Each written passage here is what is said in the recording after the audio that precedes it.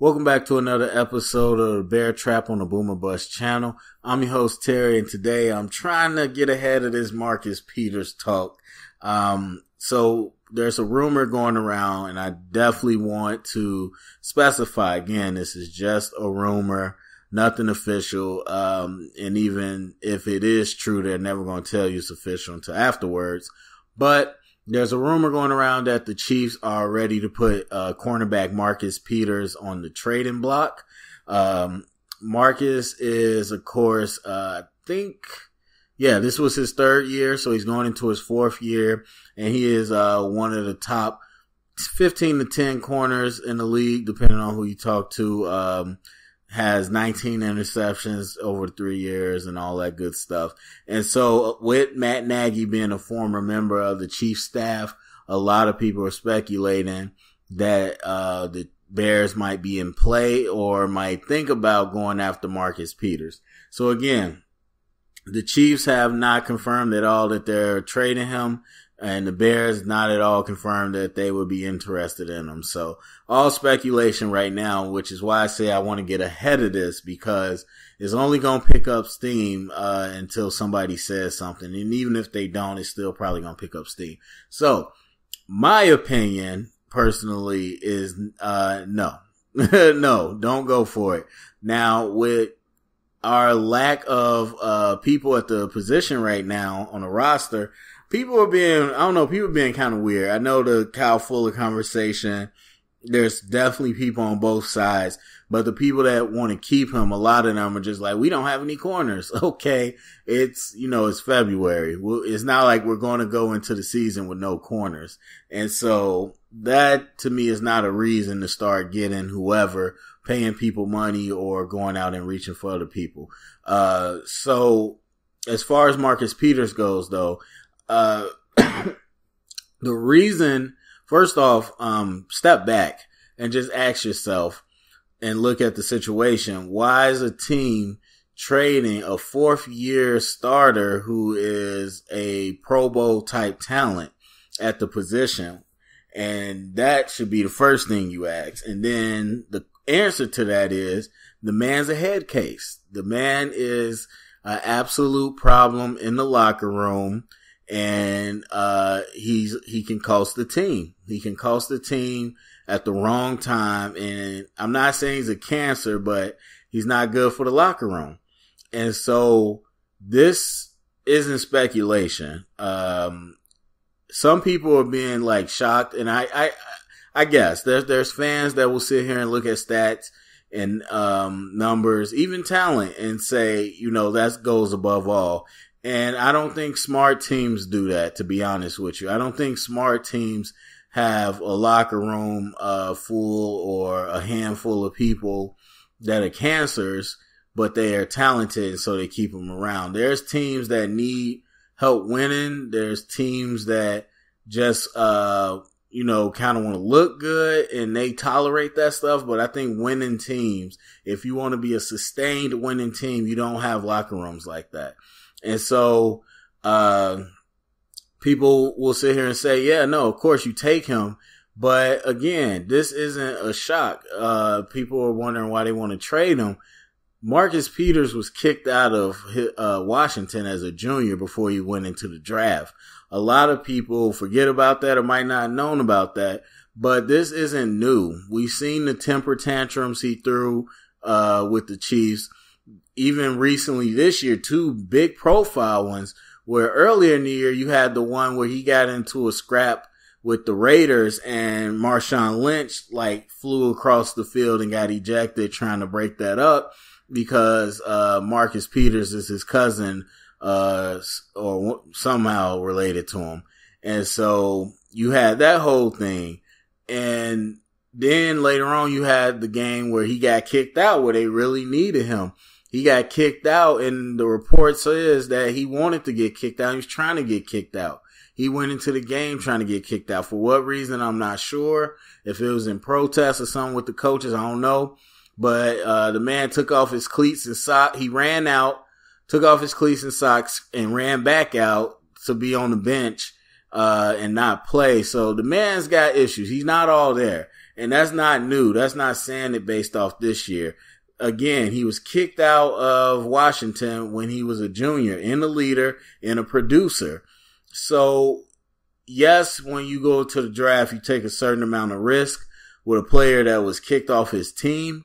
But when you get to the NFL and the player has established himself as a top dog and people don't want him, there's a red flag there. There's absolutely a red flag. So, trust me, I understand kind of how I sound to some people who look at it and say, I could care less what a player does. He's talented. I want him. I'm sure I sound crazy to you, but that's fine. I've seen a lot of teams on all the levels. I know a lot of coaches, and we see the winning teams. They don't tolerate it. I mean, you can say what you want about the Eagles winning the Super Bowl, but I always say it, like, the Patriots win because they will bench somebody like a Malcolm Butler in the Super Bowl and lose rather than give up the culture that they have or let somebody overstep their bounds. They let Randy Moss go when he was like tearing up the league. So, I mean, it's things like that. I think for the long haul in the future of the Bears, I mean, no, I wouldn't. This sends the wrong message. And then for anything, I would say Matt Nagy as a first year coach can't really afford to bring in those type of guys.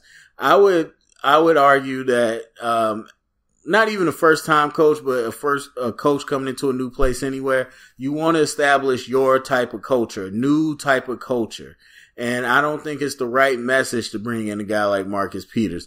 Yes, the coach knows him, but he wasn't his coach. And Marcus Peters, I know those athletes. Those are they're just the bad, troublemakers, but they will go hard for a coach that they believe in and that they think loves them and all that stuff. But obviously, Andy Reid couldn't get a handle on him from rookie year to this year. He never got a handle on him. And none of the defensive coaches did either. And so bringing Nagy into the situation, who was an offensive coach, so didn't interact with him that much, what makes people think he's going to be able to bring him in and keep him calm? I don't see that happening. And I don't see that veteran, that OG coach on this roster that could do it either. Vic Fangio had a blow up with Kyle Fuller. Kyle Fuller, Kyle Fuller didn't prove anything at that moment, and he definitely ain't on the caliber of Marcus Peters. And he's not as crazy as Marcus Peters, so what do you think is going to happen with a Marcus Peters? So if you sitting here having the will we, won't we with Kyle Fuller, who quit on you for a year because he didn't like you, what do you think Marcus Peters is going to do if he don't like you? And so the juice is not worth the squeeze, as I say. The risk is not worth the reward. I don't think you bring Marcus Peters in at this time. I mean, yes, he's talented. No one's taking that away from him. And I will definitely admit it. I know his rookie year, I was like, again, people go crazy over numbers. His rookie year, there were so many interceptions that just tipped to him, and he just was in the right place at the right time. He didn't actually cause the interception. And I wasn't hating, but I'm like, man, people really are, on his, they really on his jock his rookie year when it wasn't really him. And then I will say over the 2 years, though, he definitely proved that as a gambler and as a ball hawk, he still was able to produce. So I give him that props 100%. But yeah, outside of that, I just think the trouble is not worth it. And so again, it's all speculation at this point. We're not saying it's actually going to happen or that it's on the table. But if it's me and you asking me, I wouldn't go after Marcus Peters. That's not a headache that you want. And then kind of on the side, quick note. So we have, this whole conversation going on where Pro Football Focus put out this thing, the grades that graded Trubisky over Deshaun Watson. And I wanted to stay clear of this, but I don't do well holding back my opinion. Because I put out the two episodes talking about Trubisky versus Watson, and people either just, I'm not communicating it right, or people just don't understand my brand of English when I've said many times that that's a play on words. I said you can't compare those two. Quarterback of every position is darn impossible to compare each other to, because they're so dependent on so many other factors that one quarterback in one situation is vastly different than one in another one. I mean, yeah, you just look at any position, they don't rely on people as much. I mean, what you can grade is the physical tools, the accuracy, the arm strength, that stuff. But, a lot of other stuff is very situational. And so what my point was is that there is no comparing quarterbacks. You can't really do it efficiently.